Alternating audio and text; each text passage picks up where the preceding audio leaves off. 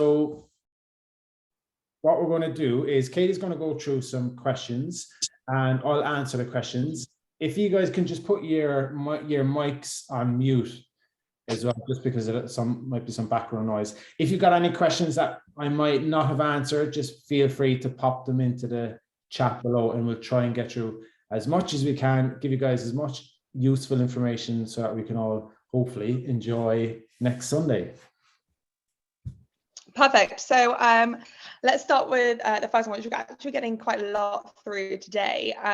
Should I run in new shoes that I have just got? Someone's only done 6 miles in them, or I presume maybe someone's talking about carbon shoe. Should they change now? A great question. And of course, look, most people will say, don't make any massive changes on race day. And that can be related to nutrition, as well as kit. So if it's a model that you're used to running in, and let's say it's the same shoe, but just a newer version, then the geometry of the shoe is relatively similar. So you should be okay if you've done a couple of runs. But I definitely wouldn't be running in a shoe that you have just bought and is fresh out of the box, unless you're well experienced and it's going to work well for you. So I'm running, for example, I'm running in the Nike Vaporflies. I'm running in the newer model. I've done lots of training in the older model, and I've done 2 runs in the new model. Feels pretty good. I'm not going to be concerned about blisters. The fit is good. So I would just make the judgment on making sure it fits well. If it's the same model, then you should be okay. But if you've got any doubts, then stick to what you know. Perfect. Thanks for that, Aidan. The next one, I think it's quite going to be a difficult one for you to answer, but how do you effectively cure shin splints 5 days before the marathon? I mean, it's a very ambitious question. I read this one earlier and I was thinking, if only that was the case. No, when we're talking about shin pain or shin splints, it's an umbrella term, and shin pain, there's lots of things can cause it. So most commonly, it can be as a result of just some kind of stress or sensitivity to the bone. And often what can happen is, as we're running, is that bone becomes sensitive. Now, when it comes to shin splints, if the pain gets worse, then what I'm going to say is make sure you're speaking to a physio. I know I'm a physio, but you do want to be making sure that you're not causing yourself any harm. Now, most commonly, within the last couple of weeks, I've had a lot of people coming in, Aidan, I've got a lot of shin pain. A lot of it is because you've been running long distances, you've done a marathon block. So my suggestion to you guys, with those who might be dealing with shin splints, is make sure you don't try and do any unnecessary training within the next couple of days. You're not going to make any progress in terms of fitness. The best thing you can do is make sure that you're doing some loading in the legs. It might be a bit of cross training, whether it's on the elliptical or on the bike. When we have runners with shin pain, increasing your cadence can be very effective. So let's say I run at 170 steps per minute. I might increase that by about 5 to 7%, and I might run slightly shorter steps, and that can reduce the symptoms on the shins quite a bit. Now, you can also be quite clever in choosing specific footwear. So having footwear that has a relatively high heel toe drop. So you can't cure it within 5 days, but you can do lots of things to help it. Don't go crazy on doing too much running. Do a little bit of cross training. Prioritize sleeping as well, because we do see those who sleep 7 to 9 hours will tend to experience less shin pain. If you're getting pain walking and at rest, just make sure you're going to see someone. But I'm sure there'll be more questions on shin pain as we go through, and we can go into it a little bit more detail. Yeah, and that kind of just leads on, Aidan. I guess it's very similar advice.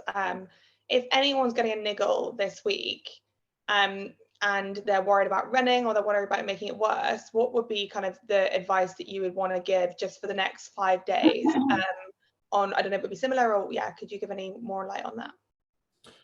Yeah, so look, it's very common. Look, running isn't a pain-free sport, particularly when you're training for a marathon. So it's common to experience niggles. And when we're looking at pain, we're looking at like a traffic light system. So it's okay to experience pain like a 0 to 3 out of 10. And often it's more like muscle tendon. Now, if we have any high suspicions, if you're a runner, and you might well be, if you're running, like if you've been running 70 to 80 plus kilometers a week, then I would just make sure with that level of volume, make sure that you are going to see someone. Now, if you've been running 30 to 40K, it doesn't mean to say that your injury isn't as significant, but the risk of you having something sinister is likely going to be less. Okay, so what I would say to those who are experiencing niggles is try not to feel pressure that you need to do every single run that's in your plan.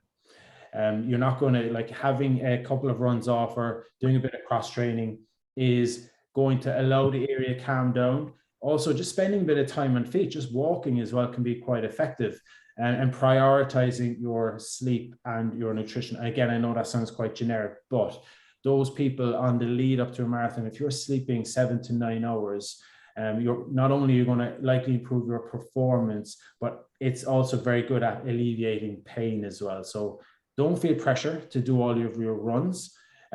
Make sure you're prioritizing your sleep and nutrition. And you can do, if you're getting pain with impact, you can do things like circuits. So, okay, I'm just going to do squats for 30 seconds, calf raises for 30 seconds, and some walking lunges, just keeping some condition into the legs, and loading the sensitive area, and making sure it's not causing yourself too much pain. But because you want to try and, let the body know, okay, something is coming, rather than complete rest. Make sure you keep yourself moving, keep yourself a little bit active, and prioritizing, as I said, the recovery side of things. Yeah. Thank you. Okay, the next one. Any tips for a sore calf after a sports massage? Didn't have pain prior to the sports massage, but has now had a sports massage, and has got pain. So this is actually quite common, and people will often book in a sports massage a couple of weeks before the marathon. And if you're not used to getting it, it can be aggressive and it can be painful. So you won't have caused yourself massive harm with a sports massage, providing they weren't doing anything crazy. What most people will do is they'll try to roll it and they'll try to massage it to alleviate the symptoms. Now, what I would suggest with calf sensitivity is actually loading it. So what you want to do is you want to kind of tell the muscle, look, it's okay to lengthen under a bit of tension. So if you're doing some calf raises from the floor, and that's not painful, then I would suggest that you pop yourself onto the step and you just slowly lower your heels down, double leg, and slowly back up. Because what you're then doing is you're kind of loading the muscle through a bit of length, and you're kind of telling the muscle, say, look, it's okay, you can lengthen. Because after you've had someone kind of kneading and pressing into it, the muscle can get a bit protective and it can become quite tense. And that's where the sensation of soreness can come from, is that kind of muscle guarding. So my suggestion, for example, I had a runner today, very similar type of symptoms. And what I suggested to them doing is, look, twice a day, I want you to do some very slow loading of the calf, maybe 8 to 10 reps. And afterwards, you should start to feel a little bit better. And also just making sure you avoid walking barefoot. And similar for Achilles, if anyone's got any Achilles niggles, is walking barefoot can put a bit more load in that area. So just walk around in comfortable footwear and load the area a couple of times a day, rather than trying to massage it and foam roll it. Perfect, that's great. We are going to move on to the hamstring. So there's a hamstring question, just tightness in the hamstrings as the mileage progresses. And is there anything that they can do to prepare for that, or in the race to alleviate that? And there is a lower back question. I don't know whether that be linked or you want to split them. So yeah, I think we'll split them. So with the hamstring, it could either be the actual muscle itself, or else it could be a little bit of nerve related. So sometimes the sciatic nerve can be causing some tension and soreness. So what I would suggest to someone is, if your guys are there now, maybe take a note of this for the person who's asked the question, is do some nerve glides, so sciatic nerve glides. It's not going to harm any area, but it might actually help a little bit. So I would always give that to someone who has hamstring related pain, because it's safe and effective. Now, and I would do that maybe once or twice a day for 30 seconds. So if you go onto YouTube and just type in sciatic nerve glide, all it is just straightening the leg up, and you're just trying to mobilize that nerve. Now, what I would also say with kind of hamstring soreness is doing some isometric loading can be useful for symptoms, particularly symptom relief. And that is, if you're lying flat on your back and you bend your knees, your feet on the ground, you bend your knees to 90 degrees and you just do some bridging. So you lift your bottom up and you hold yourself there. So I'll often give someone some isometric loading once or twice a day. Again, it doesn't cause a lot of soreness to the muscle or fatigue, but it is nice to load it to say, look, come on, you can't start working. And then during the event, you know, inevitably, if you've been getting pain at the say 20K mark, you might likely experience symptoms, but reducing your stride length can be effective, because the longer your stride length, the more length the hamstring is getting put under. And ways that I find that to be effective is using a metronome. So like on your Garmin watch, you might say, okay, bring a metronome, your cadence up by 10%, or using, if you're listening to music, listen to music that has a certain beat per minute. So to summarize, sciatic nerve glides, isometric loading daily, and then just increasing your cadence, and that then naturally reduces your stride length. Perfect. And don't be afraid to walk as well. Look, if it's sore, you know, just walk, let it calm down, and then go again. Okay, tying two questions into one. One person hasn't run recently because of an Achilles pain. Should they try run before the marathon or just rest? And then Achilles is slightly hurting. Do you have any recommendations for stretches? Yes. So again, for these two people, maybe take note of this. When it comes to the Achilles, you will either, the likelihood is you'll probably feel a little bit stiff and sore in the morning, and it tends to warm up and gets a bit better. If it's pretty painful throughout the day and just painful on walking, then it's likely that it might be the tendon sheath. Again, it's tricky, but just giving some general advice that I know won't cause harm is if you're getting some stiffness in the morning and it warms up, then it's likely a little bit of a tendinopathy. And what can work really well for that is doing some isometric calf raises. Now, the way I would often do it is standing in a door frame. You hold your hands into the door frame, and then your calf raise up, and then you just hold your heel.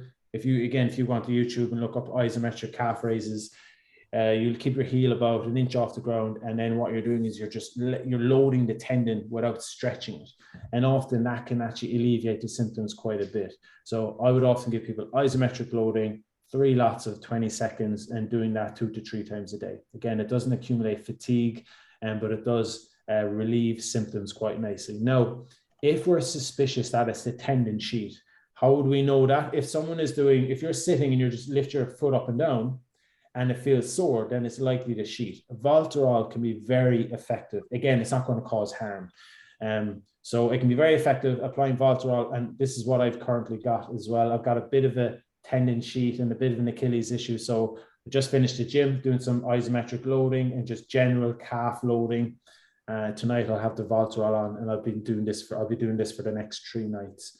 And I've actually done it for the last few days, and you know, touch wood, my Achilles feels much better. So isometric loading, Voltarol if you're suspicious it might be the tendon sheath, and also again, avoid walking barefoot. Have something with a decent bit of cushion, because that takes a bit of pressure off the area. Stretching it will probably make it worse. So avoid stretching it. Yeah. That's great. Thanks, Aidan. This is actually a question that I want to know the answer to as well, because I do not know the answer. Shakeout runs, or kind of anything the day before the marathon. I know Runner's hosting one on Friday morning, at Clapham Common. But the day before the marathon, should you be running? Should you be walking? Should it be kind of off feet completely? Because you hear of these stories of like, just get off your feet. What's your advice there? What do you think's best? And yeah. Yeah, look, it's a great question, and I guess it comes down to personal preference. Today, with a number of runners that I had in, some of them will do shakeout runs. One of them is absolutely no, I prefer being off my feet. I prefer resting. I wouldn't say, look, you're going to cause yourself harm by going out and doing a run, unless, you know, the unexpected happens and, you know, you have a bit of a trip up or whatever. But if you're going for a shakeout run, just keep it nice and easy. Go somewhere where it's relatively flat. The idea is you want to try and get the body kind of ready and say, look, we've got something coming up. So it's nice to kind of, if you've been running 3 or 4 times a week or 5 times a week, people like to keep the legs ticking over, but it should be no more than like 15-20 minutes. And you don't have to. I would say if you want to do it, but don't don't feel like you have to, because a lot of people won't. And it's, just make sure you're prepared. You have your kit, you know what time you need to turn up, because what you don't want to do is on Saturday feel like you're stressed going down to collect your number, and it all just becomes a bit stressful. So have everything ready. If you're going to do a shakeout run, keep it on the flat, keep it nice and easy, no more than like 15-20 minutes. If not, go for a nice easy walk, and yeah, just get yourself ready for the day. Great, thank you. Next one, what can I do if I'm experiencing some lower back pain? This is also one for me, so I feel like I'm getting a great little deal this evening. So lower back pain when running and after running. Yeah, look, a great question. When you are experiencing, let's say it's general, like most lower back pain is like non-specific, meaning it's not structural, it's not like a disc, it's not like a fracture, etc. Now, obviously, some is. And Katie, you've had a recent issue with your back. So, but when you're experiencing pain and discomfort, often the back will kind of go into a little bit of guarding, where when you try to bend, it might feel a bit stiff and sore. Now, that isn't harmful. So I would suggest like things like lying on your back, just gently pulling knees to chest to mobilize the area. But also what's effective is I often get people with lower back or hip pain doing like a little mini circuit, where you're trying to load the muscles surrounding the area. So when you have back pain or pain around the hips, often what happens is it affects the synergy. So meaning some muscles don't tend to do as much as we would like. So if you've got back pain and you're running, you might see that there's a slight underloading in glute muscles. So doing exercises such as banded side steps or side plank with leg lifts or RDLs, just getting the glutes, not switching them on. It's just trying to load them, do some lower abdominal work as well, and also maybe some adductor squeezes. So I'll often give people 4 exercises. I'll give them adductor squeezes. I might give them some lower abs. I might give them some side steps with a band. We're loading the muscles surrounding the back so that they start to help the back out a little bit.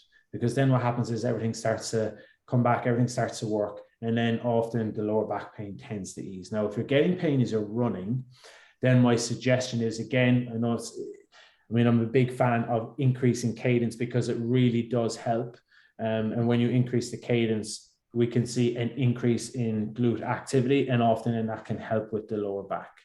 So I would say, look, reassure yourself, back pain is common. It's often nothing serious. Load the muscles surrounding it, and also focus on increasing the cadence when you do feel it might be coming on. Perfect, that's great.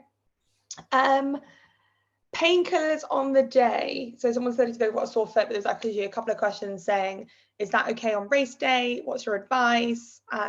Look, it's a great question, and I've had a lot of people ask me this. As a physio, I can't recommend someone to take painkillers. If I was a GP, then yes, I could. No, generally speaking, and this isn't me giving advice, I know a lot of people will take painkillers on the day. But my advice is, look, if you're concerned about something, maybe just go to your pharmacist and ask them. I can't really give advice on painkillers. However, I know that some people might take whether it's ibuprofen or paracetamol on the day, but again, it's not something that I would advise someone, because it's not my area. So I can't really answer that question. Okay, thank you very much. I thought I'd ask that one. No, it's a good question, but it's just me covering my back. Yeah. Okay. A couple on nutrition, which do you feel happy talking about, or just in general, which is kind of what nutrition should they be focusing on this week and prior to the race? I'm sure it's very much a very look, again, this is outside as a physio, it's outside of my scope, but I do work with a lot of really good nutritionists with athletes, coming back from injury, particularly bony issues, tendon issues, and they're what they would generally recommend is topping up on your carbohydrates 36 to 48 hours before. And that doesn't, and then often that's at the expense of reducing your protein and fiber ever so slightly. So doing that 38 to 48 hours before, and then on the day, usually 2 to 3 hours before, they would recommend having something that is a carbohydrate source. but ideally you should have practiced this and know what works well for you. And then within the race itself, they recommend between 30 to 90 grams of carbohydrates per hour. Now, again, I'm not a nutritionist. I can point you in the direction. I know you guys have done a post on this recently. Is that right? Yeah. Yeah. So check that out. There's another really good one that I absolutely love. It's pre-marathon, on the day of the marathon, during the marathon, and after. Her name is Faye.Nutrition. She gives, I think you might know her as well. She's got a really good post, and that advice is very simple, very practical, but just make sure you've practiced it before. Great. We're kind of coming to the end of the questions that were sent in. So if anyone has anything that hasn't been answered or would like to be answered kind of in general, please feel free to put that into the chat box, and we'll ping them over to Aidan. In the meantime, Aidan, I've got two. What do you do if you're running along and all of a sudden you hit that wall, your leg seize? Do you have any top tips, or a muscle goes or something? Any top tips to get you over that moment? Yeah, well, look, the first one thing is to try and prevent hitting the wall is getting your nutrition right. So by getting your nutrition right a few days out can really reduce that. If you guys have been on the app and doing your strength training, then that's really going to benefit. Strength training is probably the most effective thing at reducing muscle cramps in a marathon over kind of people talk about electrolytes. Now, I'm expecting it to happen. I would say to you is just make sure you go off, you know, your strategy. So have a race plan. Like a lot of people might write down their 5K, 10K, 15K, etc. times on their forearm. Just so that, because on the day, it's just such a buzz, and it's just so easy to go off too quick.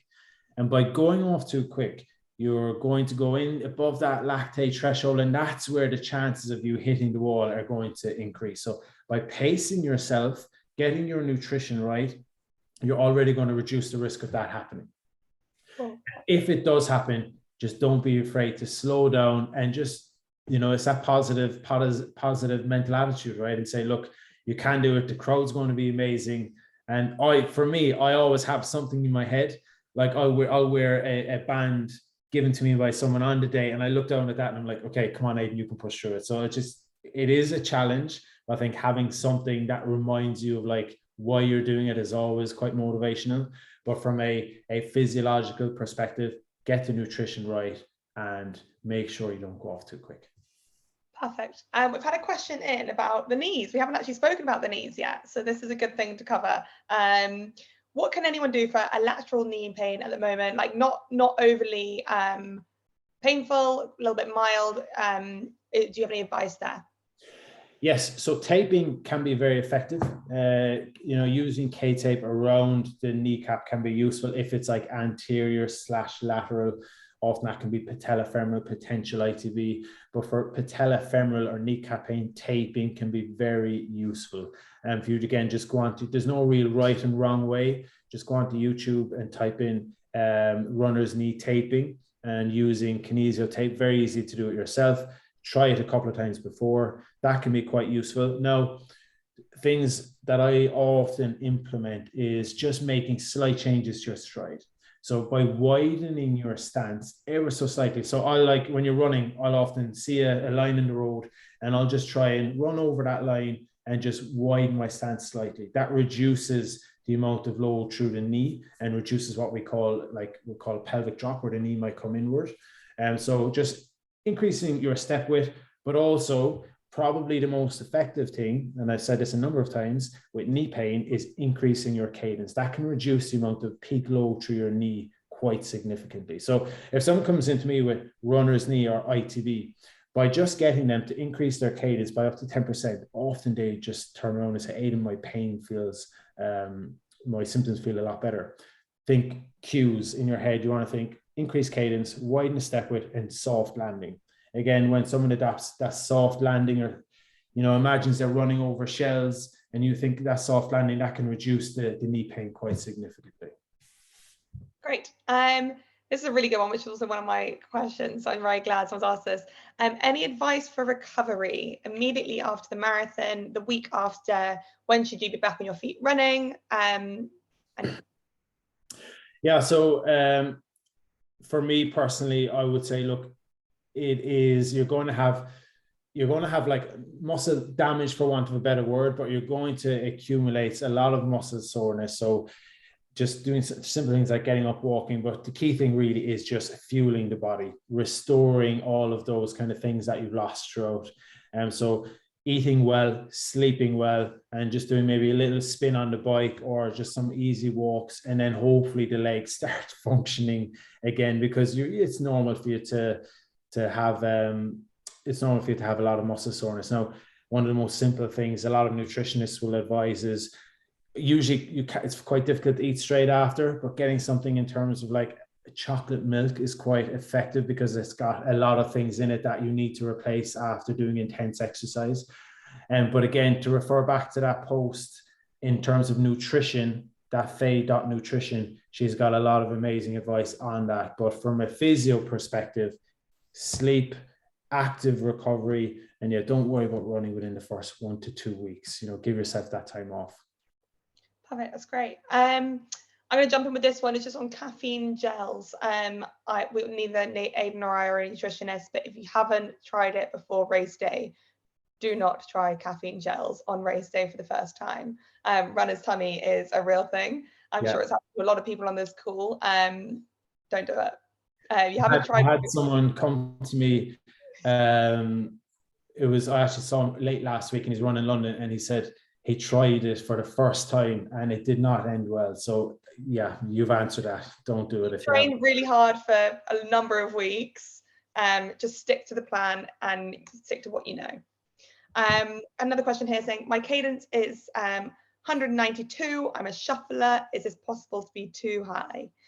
I don't think it's possible to be too high, because you're looking at, everyone has different running styles. There's no one perfect way to run, and you're looking at leg length, kind of body weight. A lot of different things can contribute to someone's cadence and the difference between one person to the next. I don't think it can be too high. I would be, look, if someone's got an injury, for example, often with the Achilles, we actually see by reducing cadence and kind of going more to a rear foot. Now, this might sound a lot different to what a lot of people would advise, but going to a little bit more rear foot strike reduces the amount of load on the Achilles. So for someone, I might say, okay, it's good to reduce it, but it depends on the context. If you're running at 192 and you're not getting any issues, that's absolutely fine. We self-select our cadence because it's what's most efficient for us. I was watching Boston today, watching the men's elite, and Kipchoge was running alongside another Kenyan, and their cadences were completely different. And who's to say one is right and one is wrong? So you probably run at 192 because it's what's most efficient for you, and there's nothing wrong with that. Perfect. I'm just going to give everyone like a 2-minute warning. If you have any other questions, please put them in the box now or forever hold your peace. Aidan, I'm going to put you on the spot, and you can take some time to think about it. If you had to give 3 top tips from now to race day, in terms of how to keep the body protected, the muscles well, and kind of keep yourself uninjured and managing those niggles up until race day, what are they? Great question. Okay, so number one is that, I know it sounds very cliche, but fail to prepare to fail. Prepare yourself. So I've literally gone through this afternoon. I've written down what are my priorities this week. Plan the day, how I'm going to get there, know what time I'm getting up. I've got my race kit already put to the side. That's ready. I will wear it once or twice before the day. So prepare yourself, prepare your nutrition, prepare your kit, prepare yourself to get there. So by doing that, you take away so much stress. The last thing you want to be doing is running around within the few days before. Okay, so number one would be make sure you're prepared well. Takes away a lot of stress. Number two is keep the body ticking over. You don't want to completely rest. Stick to the plan that you guys have been given. If you do have niggles and you're concerned about doing any of the runs, it's absolutely fine to drop those runs and do a little bit of kind of cross training, whether it's on the bike, on the elliptical, or walking. So keep the body ticking over is number two.